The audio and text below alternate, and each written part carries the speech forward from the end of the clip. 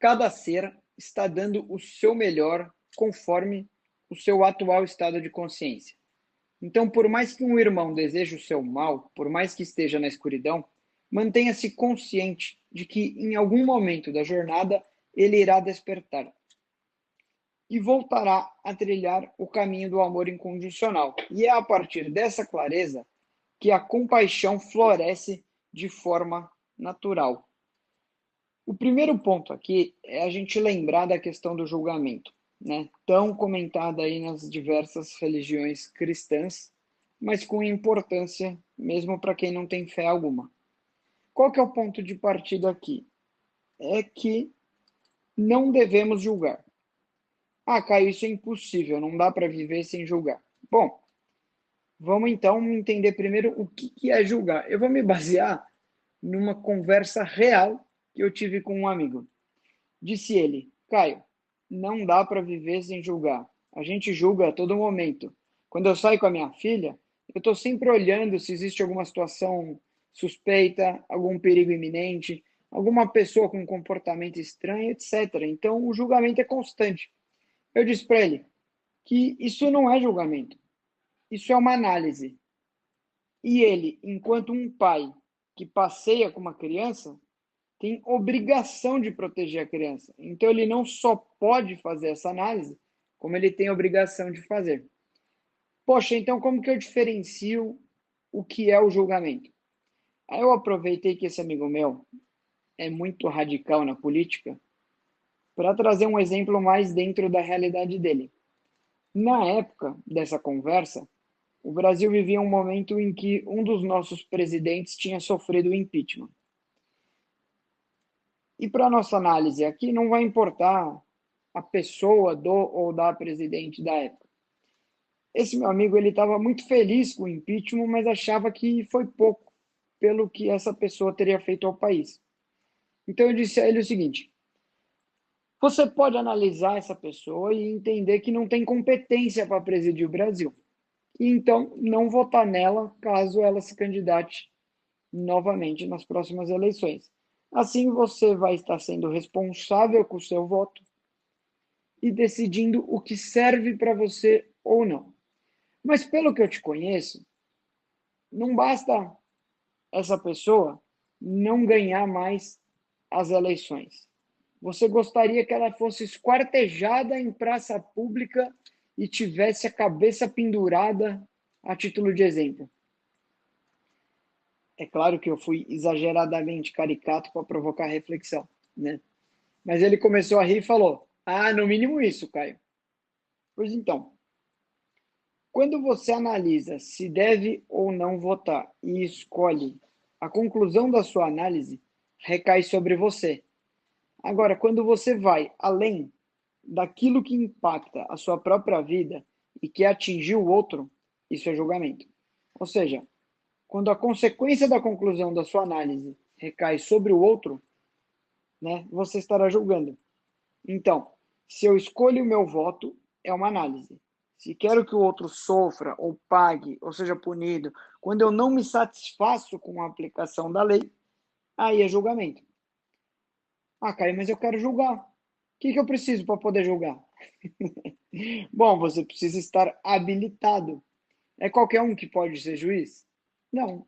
Aqui no Brasil, precisa ser aprovado em concurso, passar por várias avaliações e ter uma ficha limpa, vamos dizer assim, no popular, né? Porque os juristas diriam ter uma ilibada reputação e um notável saber jurídico, etc. O fato é que precisa estar habilitado. E na vida, o que é que te permite julgar? A famosa envergadura moral. Em outras palavras, eu só posso julgar o erro dos outros se eu não cometer erros. Como todos nós cometemos erros, é por isso que não nos cabe julgar. Ah, Caio, eu assumo que eu cometo erros, mas os erros que eu cometo são por equívoco, não por intenção.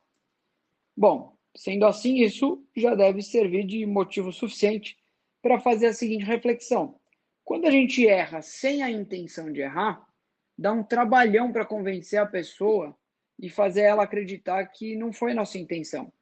Mas quando é o outro que erra conosco, a gente tem muita facilidade em deduzir a intenção e, consequentemente, já condenar. Só que se eu erro mesmo com boa intenção, por que o outro também não poderia, né?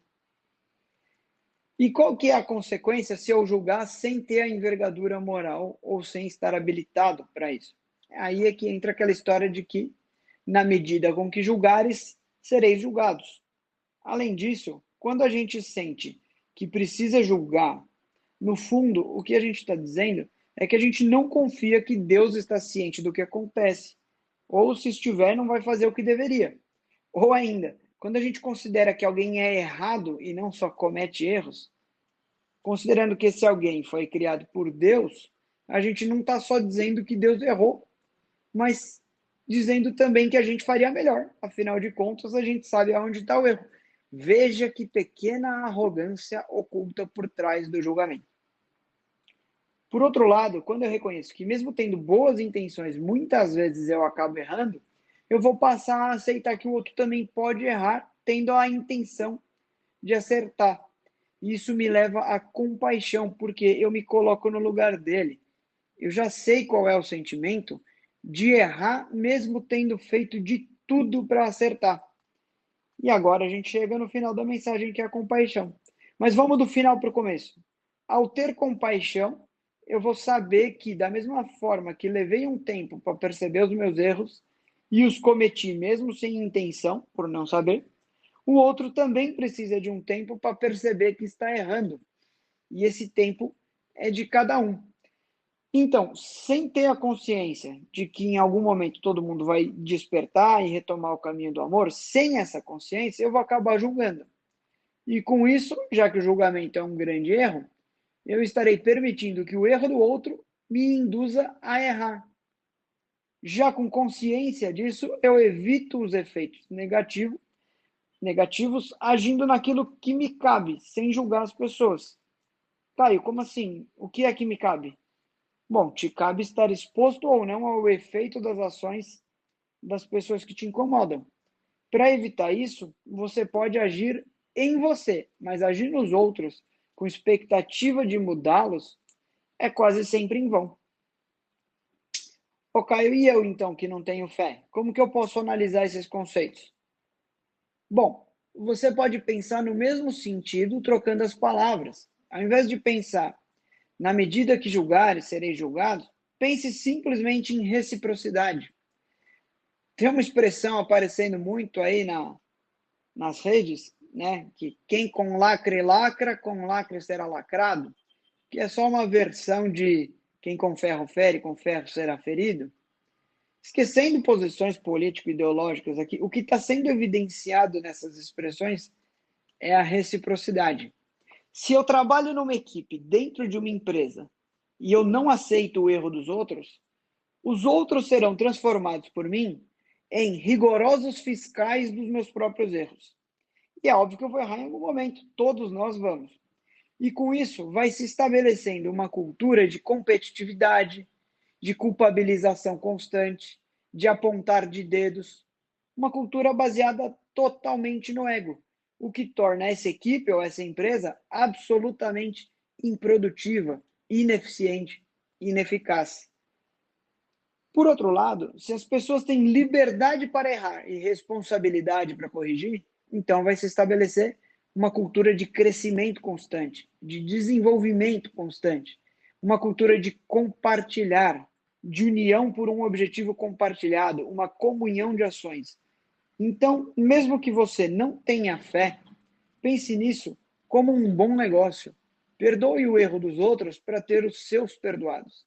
E todos evoluirmos mais rápido e com harmonia e paz.